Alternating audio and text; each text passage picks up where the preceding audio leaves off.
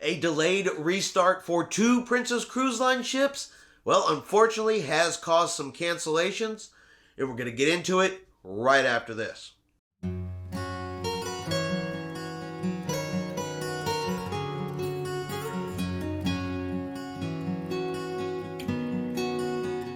Chris here with High Seas Cruising, and welcome to today's video. So, Princess Cruise Lines has announced a delayed restart for 2 of their cruise ships, the Island Princess and the Crown Princess, and this delay has caused 19 cruise cancellations. In an update from Princess Cruise Lines, after careful consideration, we have found it necessary to delay the restart of Island Princess and Crown Princess to spring of 2022 to enable further staggering of our broader return to service plans. Island Princess will now return to service on April 27th with her published 14-day Panama Canal cruise, and Crown Princess will restart on her published May 7th 7-day cruise to Alaska.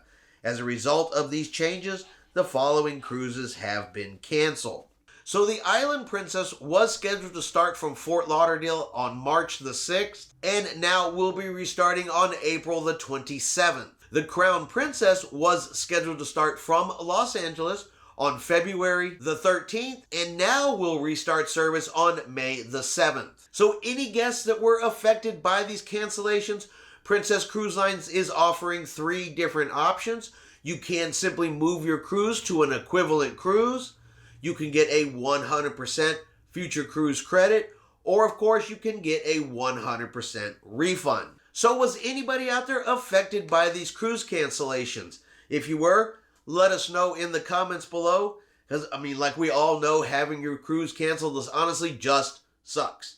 There's really no other nice way to put that. It just sucks. And lately it does seem to be one of these unfortunate side effects of the cruise restart, as the cruise lines are still moving around ships, restarting ships, trying to get back into 100% service.